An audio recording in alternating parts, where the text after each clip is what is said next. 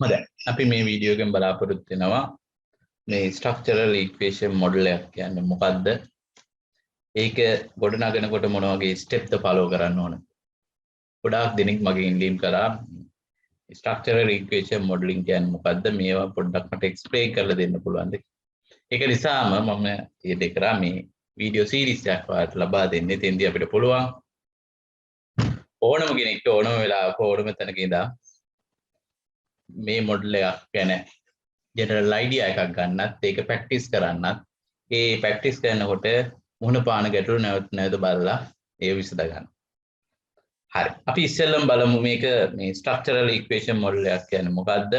ඒකයි මොකටද භාවිතා වෙන්නේ? සාමාන්‍යයෙන් අපි රිග්‍රෙෂන් ඇනලිසිස් ප්‍රතිපාන ආකෘති ගොඩනැගීම අපි කරනවා කිසියම් වේරියබල් එකකට බලපාන ෆැක්ටර්ස් හොයාගන්න යොදා ගන්න එක ක්‍රමයක්. එතෙන්දී සැලකිලිමත් වෙන්න ඕන කරුණක් තමයි ඩිපෙන්ඩන්ට් වේරියබල් එක ඉන්ඩිපෙන්ඩන්ට් වේරියබල්ස් ඩිරෙක්ට්ලි මෙෂර් වෙලා තියෙන ක්වොන්ටිටේටිව් වේරියබල්ස් වෙන්න ඕන. ඒව නොවන අවස්ථාවන් වලදී විකල්ප තියෙනවා ඉන්ඩිපෙන්ඩන්ට් වේරියබල් එකක් ඩිරෙක්ට්ලි අපිට මෙෂර් කරගන්න බැරි නම් එයා කන්ස්ට්‍රක්ට් එකක් අරගෙන අපිට ඒකට ප්‍රින්සිපල් කම්පෝනන්ට් එකක් ගන්න පුළුවන්. ඒක අපේ එතෙන්දී ඒ ඉන්ඩිපෙන්ඩන්ට් වේරියබල් එක විදිහට ගන්න පුළුවන් අවස්ථා තියෙනවා. ඒ වගේම කැටගරිකල් වේරියබල්ස් තියෙනකොට අපිට කැටගරිකල් වේරියබල් ඉන්ඩිපෙන්ඩන්ට් වේ කරගෙන අපිට ඩමි රිග්‍රෙෂන් එකක් රන් කරන්න පුළුවන්. එහෙම විශේෂත්වයක් තමයි ඩිපෙන්ඩන්ට් වේරියබල් එක කැටගරිකල් එකක් වෙනකොට අපිට තියෙනවා ලොජිස්ටික් රිග්‍රෙෂන් එකක්. නැත්නම් කැටගරිස් ප්‍රමාණය වැඩි වෙනකොට අපිට මල්ටිනෝමියල් රිග්‍රෙෂන් එකක් කරන්න පුළුවන්. දැන් අපි අද කතා කරන්නේ ඊට වඩා හාත්පසින්ම වෙනස් ක්‍රමවේදයක් ස්ට්‍රක්චරල් ඉක්වේෂන් මොඩල්. මේකත් මේ සාමාන්‍ය නෝමල් රිග්‍රෙෂන් එක වගේම තමයි. සරල දෙයක්. හැබැයි මෙතෙන්දී අපිට විශේෂ අවස්ථාවක් දෙනවා. මෙතෙන්දී මෙයා allow කරනවා අපිට independent and dependent variables විදියට අපිට construct එකක් ගන්න. මොකද්ද මේ construct එකක් කියලා කියන්නේ? අපි variable එකක් directly measure කරගන්න බැරි variable එකක් අපි indirectly statement කිහිපයක් තුළින් measure කරගෙන යාව capture කරගන්න අවස්ථාව. ඒ construct අපිට dependent හෝ independent variable එක විදියට යොදාගෙන අපිට regression එක run කරන්න පුළුවන් අවස්ථාවක් මෙතන. බලමු මේක ඉස්සෙල්ලම මූලිකවම හඳුන්වා දෙන්න මේ කාල් ජෝස් කියන පුද්ගලයෙක්ම ඉස්සෙල්ලම මෙයා මේකට නමක් දීලා දෙනවා JKW මොඩල් කියලා තමයි නම දීලා තිබුණේ. වර්තමාන වෙනකොට මේක විවිධ පැති තියෙනවා මේකේ. covariance based approach එක, variance based approach එක, generalized approach එක විදිහට approaches කිහිපයක් මේකේ හැදලා තියෙනවා, දියුණු වෙලා තියෙනවා. सामान्य में सेम स्ट्रक्चरल इक्वेशन मॉडलिंग में वेरिएबल्स अतर रिलेशनशिप एक नीचे करेगा इन फैक्टर्स आइडेंटिफाई करेगा ना डिपेंडेंट वेरिएबल अगर බලපාන फैक्टर्स आइडेंटिफाई කරගන්න ඒ වගේම ඒකේ ඇඩ්වාන්ස් යනකොට මීඩියේටිංగ్ මොඩරේටිංగ్ वेरिएबल्स හොයාගන්න ජනප්‍රිය ක්‍රමවේදය වර්තමාන වෙනකොට social science stream එකේ පවා ගොඩාක් studies වලදී යොදා ගන්න. ඔය management theories concept practice කරන්න ඒවට ලංකාවේ construct එකට වැලිද්ද ඒ findings වැලිද්ද කියන දේ තහවුරු කරන්න ගොඩාක් කට්ටිය භාවිතා කරනවා. ඒ වගේම psychological variables තියෙනවා satisfaction එක loyalty වගේ ඊට පස්සේ personality එක leadership මේ වගේ variables depend directly measure කරගන්න බැරි නිසා ඒ studies වලදී මේ structural models වලට යන්න පෙළඹීමක් තියෙනවා.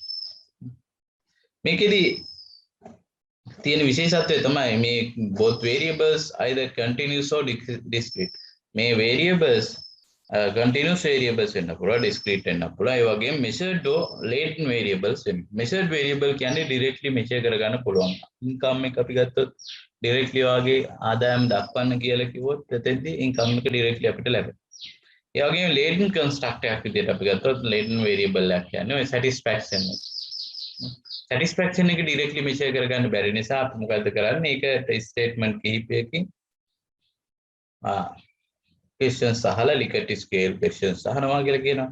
ඒ වහලා ඒ තුලින් මෙයාව satisfaction එක level of satisfaction එක measure කරගන්න බෑ. ඒ වගේ latent construct පවා මෙතෙන්දී use කරන්න පුළුවන් වෙන එක තමයි මේකේ තියෙන විශේෂ වාසිය.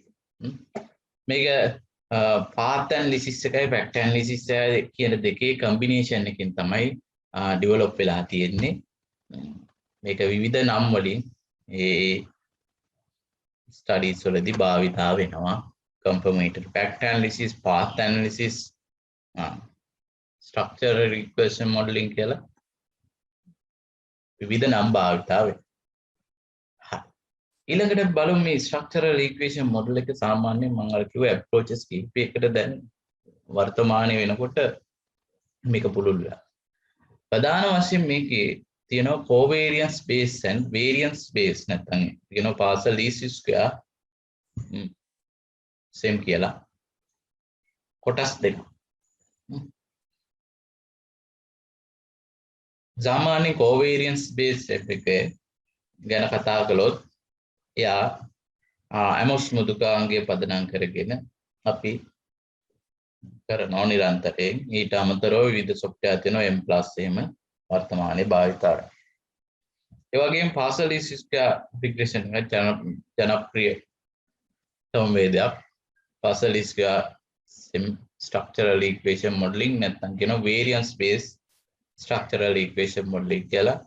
ඒක සාමාන්‍ය smart PLS වර්තමාන වෙනකොට ගොඩාක් ජනප්‍රිය මෘදුකාංගයක් වෙලා තියෙනවා.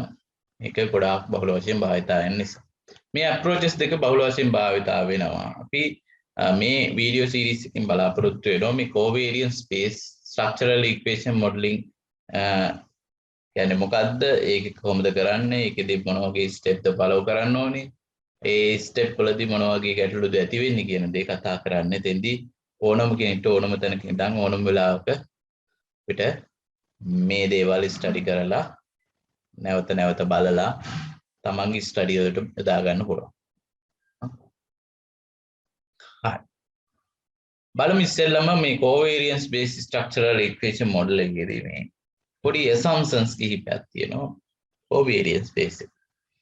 බලමු මේ assumptions කියලා මොනවද කියලා පොඩ්ඩක් අදහසක් තියාගන්න එක හොඳයි. මේක අපි කෙනෙක් තමන්ගේ ස්ටඩි එක ප්ලෑන් කරන අධ්‍යයනයේදීම මේවා සැලකිලිමත් වුණොත් අපිට පුළුවන්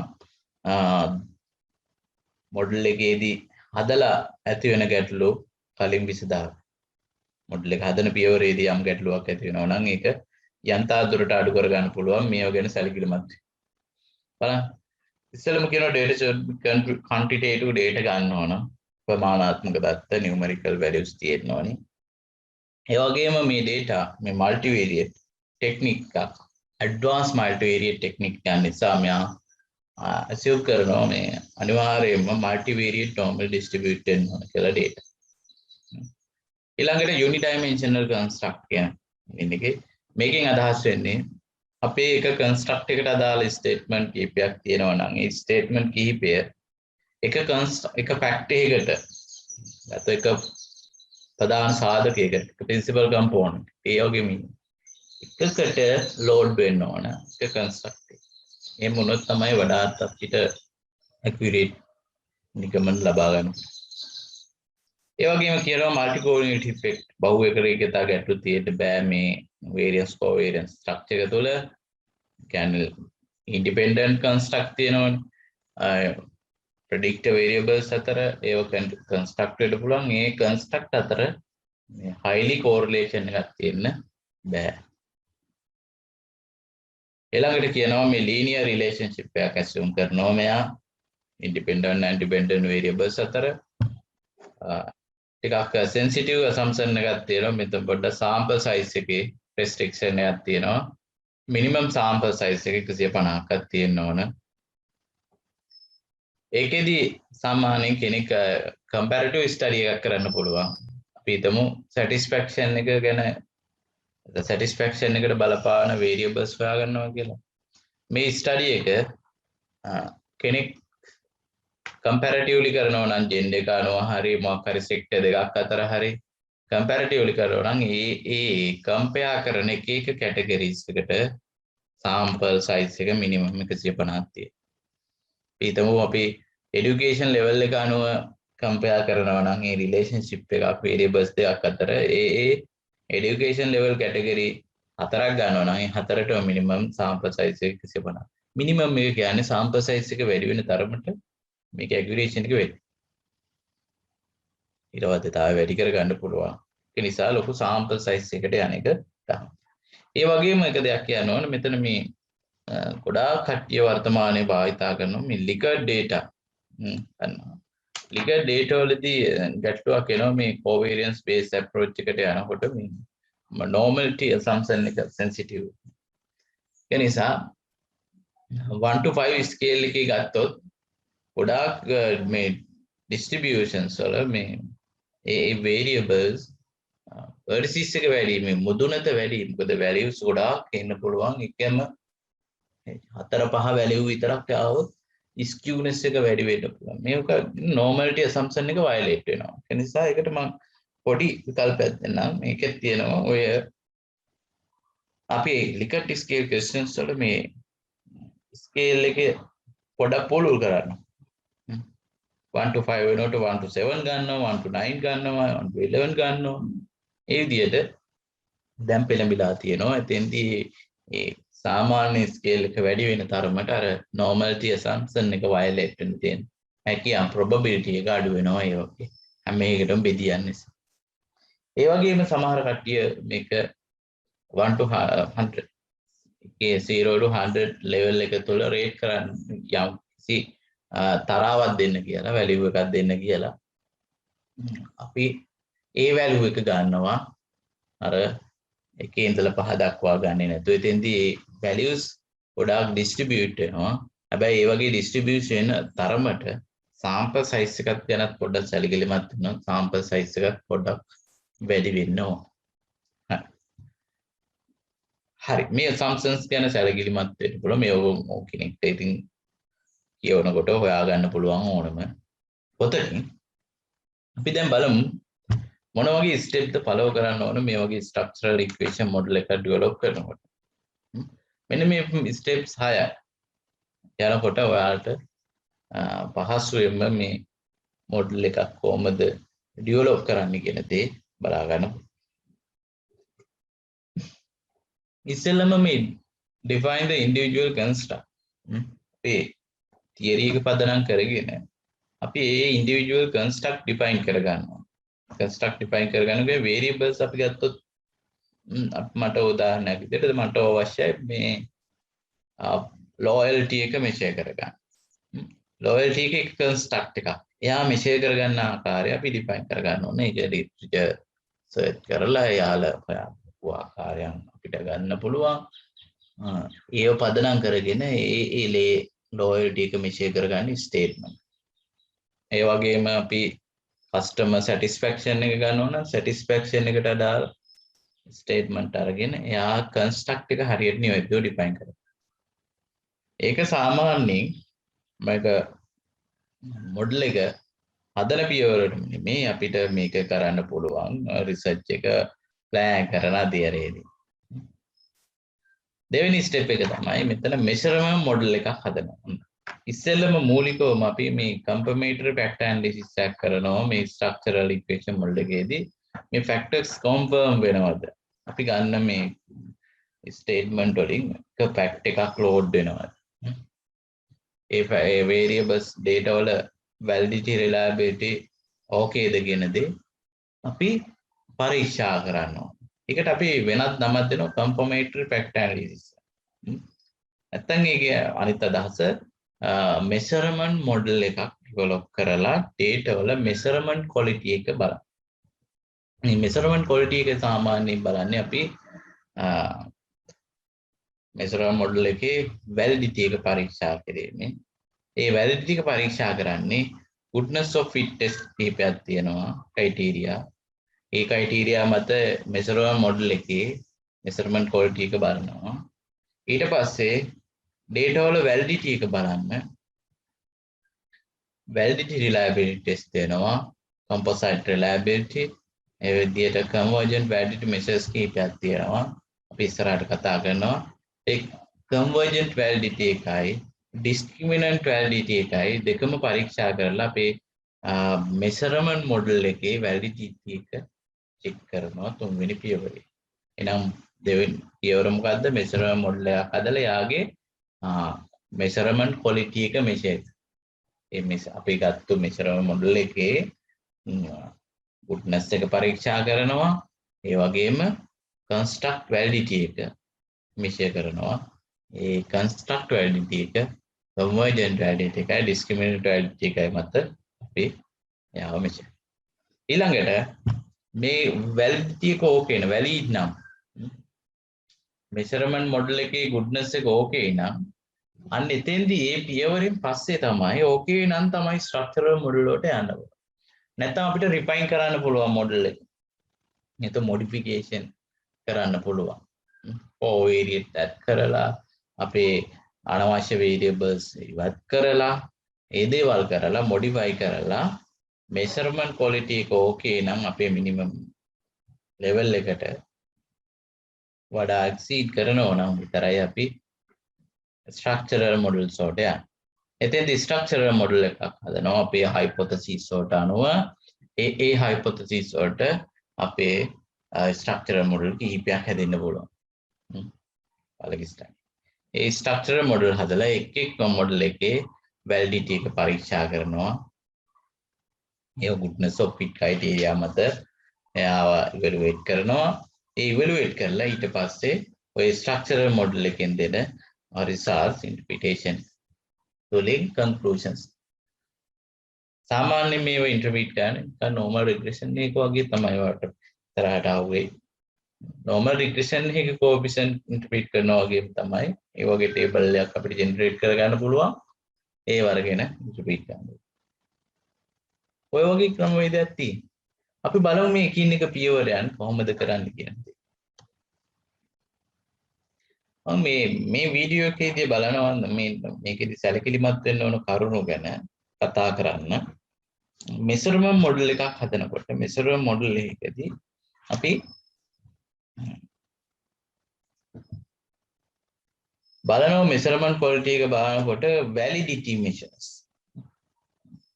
validation of validity measures අපි එකක් තමයි convergent validity එක measure. මේ convergent validity එක measure කරන්න මේ measurements තුනක් දා ගන්නවා normally. individual standardized factor loadings. එතකොට AVE can average variance extracted and composite reliability. මේක calculate කරන්න කොහොමද? ඒ මොනවද කියන දේ අපි ඉස්සරහ වීඩියෝස් වලදී කතා කරමු. මේ AVE calculate කරන්න ක්‍රමවේද තියෙනවා. ඊළඟට අපි convergent validity එක measure කරාට පස්සේ ඒකම discriminant validity එක measure කරනවා. ඒක evaluate කරනවා. එතෙන්දි මොකද්ද කරන්නේ? මේ square root of AVE. AVE අපි ගන්නවා එක construct එකට අදාළ average variance extracted value එක. ඒ value එක compare කරනවා individual construct අතර තියෙන correlations එක.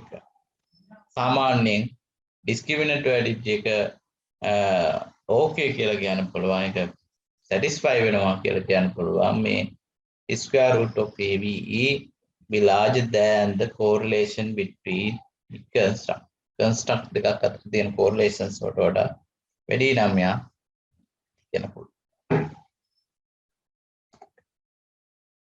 ඊට පස්සේ අපි මේ measurement model එකේ goodness එක පරීක්ෂා කරද්දී මෙන්න මේ වගේ measurements ආවේ. මේ තියෙනවා මොනවද කියන දේ. කෙනෙක්ට further study කරන්න ඕන නම් search කරලා බලන්න පුළුවන්. විවිධ articles තියෙනවා මේ සම්බන්ධ. සාමාන්‍යයෙන් simin value එක මත පදනම් වෙලා මූලිකම අදහසක් ගන්නවා. මේ simin value එක 3ට වඩා අඩු වෙන්න ඕනේ. වඩා හොඳයි 3ට වඩා අඩු වෙන්න. නැත්නම් සාමාන්‍යයෙන් 5ට වඩා අඩු වුණත් අපිට social science එකේ අපිට කන්සිඩර් කරන්න පුළුවන් වඩා හොඳයි උන්ට වඩා අඩුයි. ඊට පස්සේ මේර එක check root mean squared error එකයි root mean square residuals කියන එකයි මේ දෙක සාමාන්‍යයෙන් 0.1 වලට වඩා අඩු වෙන්න ඕනේ. ඒ කියන්නේ 10% වඩා අඩු error එකක් තියෙන්න ඕනේ. ඊට පස්සේ අනිත් සියලුම values මෙතන තියෙනවා increment resilience absolute bit index මේ ඔක්කොම එකට ආසන්න වෙන තරමට මෙසර් මොඩල් එකේ goodness එක අපිට okay කියලා කියන්න පුළුවන්. හරි මේ තියෙන එක sample මෙසර් මොඩල් එකක්. සාමාන්‍ය මෙසර් මොඩල් එකකදී අපි ඒ construct එකට අදාළ මෙතන workload එක කියන තමයි short name කරලා තියෙන්නේ. workload එක dimensions කියන්නේ statement පහකින් measure කරගෙන තියෙනවා. මෙයා කොහොමද generate වෙන එක මේවා define කරගන්න ඕන නිවැරදිව. ඊට පස්සේ measurement model එක develop. මේ අපේ variables කීපය මේ study එකේ ඉස්සරගිල්ලට අරගෙන තියෙන්නේ. ඊට පස්සේ මේ measurement model එකේ තියෙන විශේෂත්වය තමයි මේ ඔක්කොම අතර correlation set කරනවා. covariance set. මේ covariance set කරලා model එක run කරාට පස්සේ අපිට confirm කරන්න පුළුවන් මේ factor model එක okay ද කියලා. ඒක අපි වෙනත් නමකින් කියනවා confirmatory factor analysis එක.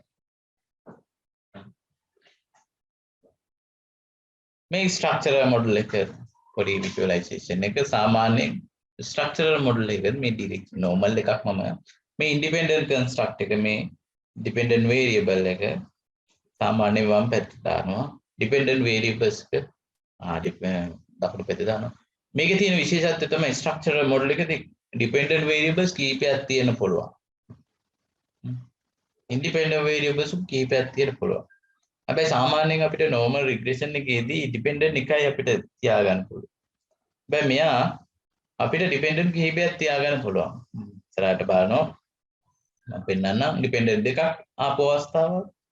ඒ dependent එකක් එන අවස්ථාවන් වලදී නිරන්තරයෙන්ම අපි මේ dependent variable එකට error එකක් අපිට represent කරනවා මේ residual වලින් නිරූපණය කරලා තියෙනවා.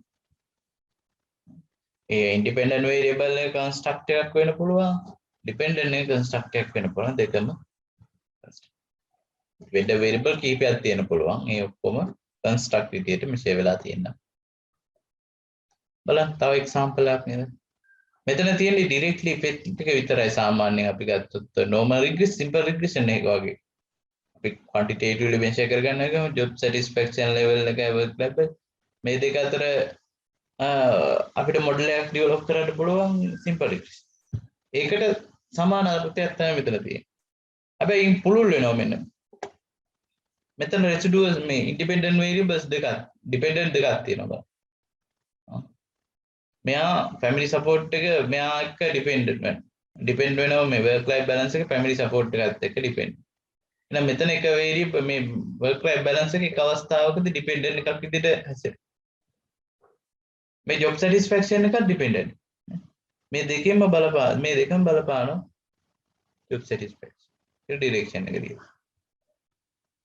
මේ වගේ අවස්ථාවක් කියනවා මේ work life balance එක mediate එකක් විදිහට හැසිරෙනවා. කොහොමද mediate effect එක බලනකොට අපි අනිවාර්යෙන් මේ direct path එකයි indirectly path එකයි මේ family support වල indirect path එකයි දෙකම consider කරනවා. මේක පොඩ්ඩක් පුළුල් අවස්ථාවක්. මේ structural model එකේ තියෙන විශේෂත්වය තමයි අපිට direct indirect effects ඔක්කොම measure කරගන්න පුළුවන්. කෙනෙක්ට ගැටලුවක් වෙන්න පුළුවන් මේ. ඇයි අපිට මේ normal regression එකේදී indirect effect එක ගන්න බැරිද කියලා. ගන්න පුළුවන් ක්‍රම තියෙනවා. ඒ ගැටලුවක් නෑ. ඊට වඩා පහසුයි මේක අපිට apply කරන්න පුළුවන්. හරි. දැන් මම මේ පොඩ්ඩක් පැහැදිලි කරනවා මොකද්ද මේ mediator variable එක මොකද්ද moderator ඉදිරියට වැදගත් වෙන නිසා අපි ඒකත් පැහැදිලි කරනවා. මේ mediator variable එකක් කියන්නේ අතරමැදි කාර්යයක් කරන variable. අතරමැදි කාර්ය සාමාන්‍ය අපි හිතමු independent variable එකක්. ඩිපෙන්ඩන්ට් වේරියබල් එක අතර තියෙන සම්බන්ධතාවයට පොඩි දායකත්වයක් දක්වන වේරියබල් එකක් තමයි මීඩියේටර් වේරියබල් එක. මොඩරේටර් වේරියබල් එකක් කියලා කියන්නේ මේ ඉන්ඩිපෙන්ඩන්ට් එකයි ඩිපෙන්ඩන්ට් එකයි අතර රිලේෂන්ෂිප් එක වෙනස් කරන්න පුළුවන් වේරියබල්. උදාහරණයක් විදිහට අපිට ඉන්ඩිපෙන්ඩන්ට් එකයි ඩිපෙන්ඩන්ට් එකයි අතර රිලේෂන්ෂිප් එක වෙනස් වෙන්න පුළුවන් ජෙන්ඩර් එක මත. නැත්නම් අපි සෙක්ට් එක මත. හිතමු අපි ස්ටඩි එකක් කරනවා patient satisfaction එකයි loyalty එකයි අතර relationship එක government and private hospitals. එතකොට මේ සෙක්ට් එක variable එකක් විදිහට අපිට සලකන්න පුළුවන් moderator variable එකක්. එහෙනම් මේ රිලේෂන්ෂිප් එක වෙනස් වෙන්න පුළුවන් මේ සෙක්ට් අනුව. ඒ වගේ වේරියබල් එකකට අපි කියනවා මේ මොඩරේටර් වේරියබල් එකක්. සාමාන්‍යයෙන් ඩෙමෝග්‍රැෆික් වේරියබල්ස් වලට ඔය කර්තව්‍ය කරන්න පුළුවන්. අපි නිරන්තරයෙන් මේ ඩෙමෝග්‍රැෆික් වේරියබල්ස් බහුල අවස්ථාවන් වලදී මොඩරේටර් වේරියබල් එකක් විදිහට ගන්න අවස්ථා තියෙනවා. බලමු. එක්සැම්පල් එක මීඩියේටර් එකක් විදිහට. ළමයාගේ child reading ability එක. මේකේ කියවීමේ හැකියාව තීරණය වෙන්න පුළුවන් socio economic status එක අනුව සමාජ ආර්ථික පසුබිම අනුව විතර.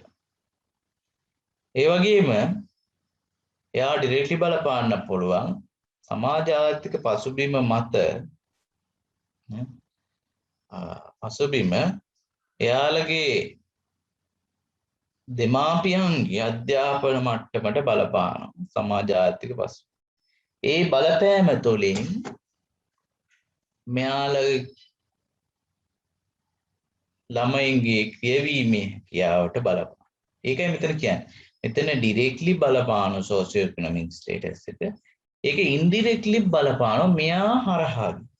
කියන්නේ සෝෂියෝ ඉකොනොමික් ස්ටේටස් එක අනුව සමාජ ආර්ථික පසුබිම මෙයා දෙමාපියන්ගේ අධ්‍යාපන මට්ටමට බලපෑමක් කරලා ඒ තුලින් ළමයින්ගේ කියවීමේ හැකියාවට නැත්නම් එයාලගේ এডুকেෂන් ලෙවල් එකට හරි වෙන්න පුළුවන්. එයාලගේ අපි ඕනම වේරියබල් එකක් ගන්න පුළුවන්.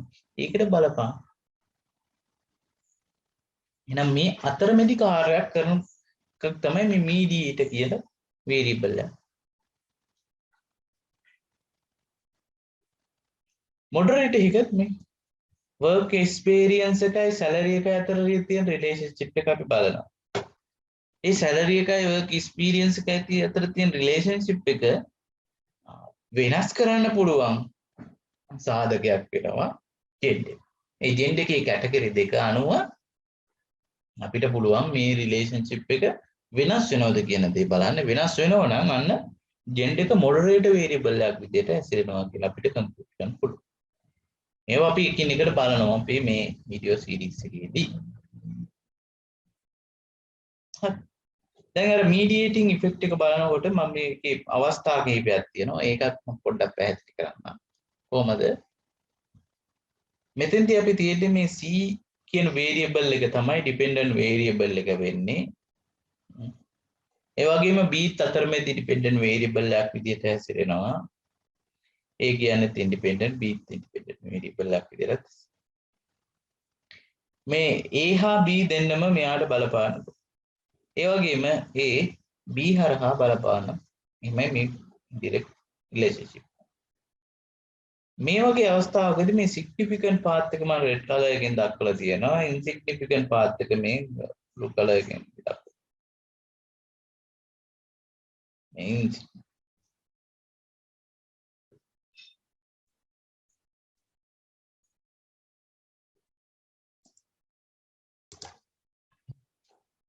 මේ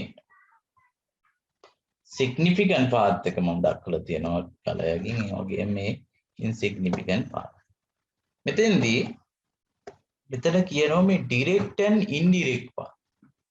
මේ direct path එක කියන්නේ A C ට කරන direct effect එක මෙතන significant වෙන්නේ නැතුව එයා A B එක්ක එකතු වුණාට පස්සේ ඒ එකතුව මෙයාට බලපාන්න පුළුවන්. අපි හිතමු උදාහරණයක් විදිහට අර සමාජාර්ථික පසුබිම ළමයේගේ අධ්‍යාපන කියවීමේ හැකියාවට බලපාලා නැහැ ඩිරෙක්ට්. හැබැයි සමාජාර්ථික පසුබිම හරහා අර දෙමාපියන්ගේ කියවීම දෙමාපියන්ගේ අධ්‍යාපන මට්ටමත් එක්ක මේ දෙකම එකතු වුණාට පස්සේ මෙයාට බලපාන්න පුළුවන්. එහෙනම් මේ ඩිරෙක්ට් පාත් එක සිග්නිෆිකන්ට් වෙන්නේ නැතුව ඉන්ඩිරෙක්ට් පාත් එක විතරක් සිග්නිෆිකන්ට් වෙනවා නම් අන්න ඒ වගේ අවස්ථාවකදී අපි කියනවා මේ වේරියබල් b කියන එක මනා ලෙස අතරමැදි කාර්ය හොඳින් කරනවා. ඒ කියන්නේ මීඩියේටිං ඉෆෙක්ට් එක පොලි මීඩියේටිං ඉෆෙක්ට් එකක් තියෙන වේරියබල් එකක් විතර අඳුනගන්න. ඒ වගේ මේ අවස්ථාව බලන්න. ඩිරෙක්ට් එකත් ඉන්ඩිරෙක්ට් එකත් මේ පාත් දෙකම සිග්නිෆිකන්ට්. මේක තමයි ගොඩාක් අවස්ථාවන් දකින්න හම්බ වෙනවා ස්ටඩීස් වලදී. partial mediating effect. මෙයා directly බලපානවා indirectly බලපානවා නම් මෙයා තරමේදී variable එකක් වෙනවා partial variable. ඒ වගේම directly බලපානවා හැබැයි b එක බලපාන්නේ නැත්නම් අන්න මේ වගේ අවස්ථාවකදී මේ නෝ mediating effect එකක් නැහැ කියන දේ අපිට කියන්න පුළුවන් b. ඔන්න ඔය කරුණු අපිට වැදගත් වෙනවා මේ ස්ට්‍රක්චරල් ඉක්වේෂන් මොඩල් එකක් හදන්න යනකොට ඒ ස්ට්‍රක්චරල් ඉක්වේෂන් මොඩල් එකේ ඒ ස්ටෙප් වලදී අපි එහෙනම් ඊළඟ වීඩියෝ එකෙන් බලමු අපි කොහොමද මෙෂර්මන්ට් මොඩල් එකක් හදන්නේ. මේ මෙෂර්මන්ට් මොඩල් එක හදන්නට කලින් අපි මේ ඇමොස් මුදුකාංක ගැන පොඩි ඉන්ට්‍රොඩක්ෂන් එකක් ගමු. ඒකේ මොනවද ටූල්ස් ඒ කොහොමද භාවිතා කරන්නේ කියලා තියෙනවා. ඊට පස්සේ අපිට පුළුවන් මෙෂර්මන්ට් මොඩල් එකක් හදන්න. ඒකේ වැලිඩිටි එක රිලයබිලිටි එක බලන්නේ කොහොමද? ඒ දේවල් නම් අලුත් වීඩියෝ එකකින් හම්බ වෙන බලාපොරොත්තු වෙන තාවකාලික